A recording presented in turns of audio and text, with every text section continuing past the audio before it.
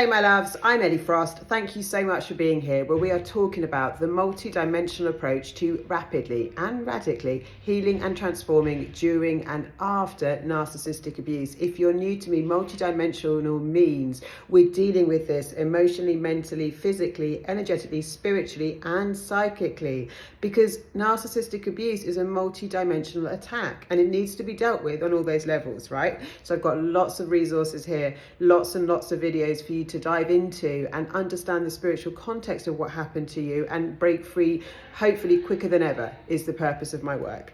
So future faking, right? What is it? Future faking is a form of gaslighting, right? I've got a video that I did a few days ago called I think it's got gaslighting in the title, gaslighting and narcissistic abuse, something like that. Gaslighting is when someone makes you doubt your sense of reality and actually makes you think that you're not thinking right? You doubting your own reasoning, your own memory, right? And gaslighters tend to go round in a merry-go-round in a conversation. People call that word salad, where you're not really getting a straight answer, and in a gaslighting situation, they'll often throw back at you what you're asking them, or that you'll never get to the point. It's really frustrating. It's really an erosion of our self-esteem and our confidence in ourselves and our sense of reality. And what the purpose is to control you and make the narcissist the authority, so you look to them for what's real and true, because you stop trusting yourself, which is it's so important to trust ourselves, guys. So future faking is when the narcissist makes promises, right? And it's a form of gaslighting. What it does to us is it stops us looking at the reality of what we're actually experiencing and keeps us hanging on for a better future. Now, future faking is part of what helps the narcissist create a trauma bond with you, because it gives you an elevated high, something to look forward to, something hopeful, right? And all they're going to do is build you up and crash you down, yeah? Because they'll let you down. I talked about on other videos about my 30th birthday and how my father asked me, he was a complete narcissist, but what restaurant would you like to go to? And I got really excited because a new restaurant had opened near where I lived, and I told all my friends at work, and I was so excited. And the day came for my birthday, and he came round and said, he boasted about how much money he just spent on a cruise, how much money he just spent on his house improvements, and then said, so I don't really want to take you to that restaurant, let's go and get a 2 for £10 pizza down the road. He made sure he told me that I was worthless, subliminally, because he's got so much money that he could spend 50,000 on all these things. But for me, it was a 2 for 1 pizza at £10. And he didn't say sorry for not going to that restaurant. He knew that he'd built it up, future fate, to crash me down. It's a great recipe for a trauma bond, and I was incredibly trauma bonded to him for most of my life. So there's two things this future faking does. One is it's part of how they trauma bond you, build you up and crash you down. Two is it stops you looking at the actual facts. It stops you looking at how this person is treating you, because you're hanging on for the potential of a person. Now, we all do this outside of narcissistic abuse. In dating, we tend to fall in love with the potential of someone rather than who they are. And we tend to project what we want them to be just by our nature, because we have desires, right? We want things to work out. What I want you to do is be discerning. Don't assume the worst, but don't give the benefit of the doubt.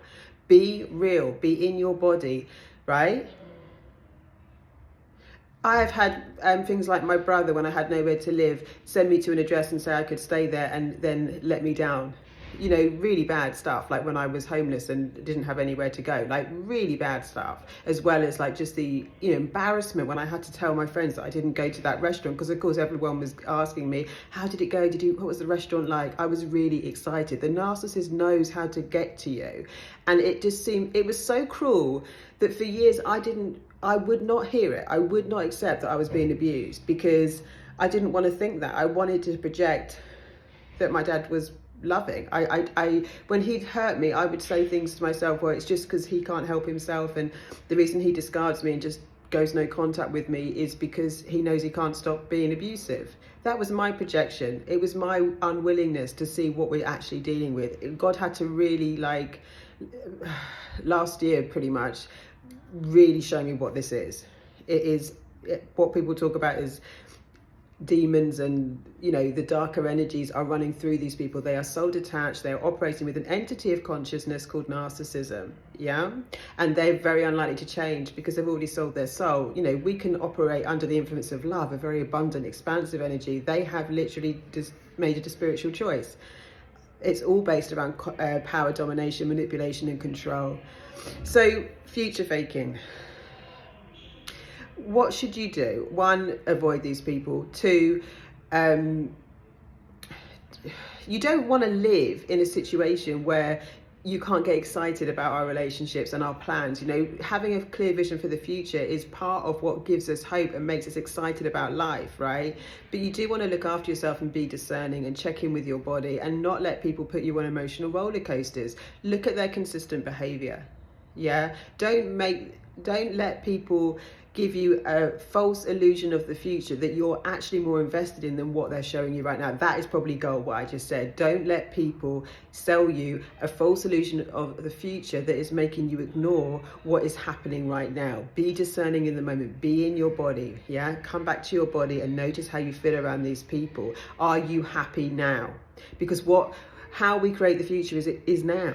What we do now affects what happens then. If they're not making you happy now, how are they going to make you happy in the future? Yeah. Yes, you get to communicate, set new standards and boundaries, and see if they whoever you're dealing with. I'm not talking about narcissists, because narcissists will just go one way, which is downhill. There, the highs get lower and the lows get even worse. Once you shift and heal, the highs get higher and the lows get even better. Life will always be full of some kind of highs and lows, but the more we shift, the more we ascend, the more we evolve, the more we heal, then our rock bottom gets higher and our highs get higher, and actually we can stabilize so there's not such a big extreme in between. So if you're interested in doing that, please come into Sovereign. The link is in the comments. Other than that, lots of love. Please keep supporting my channel. It means the world to me and it gets this message out.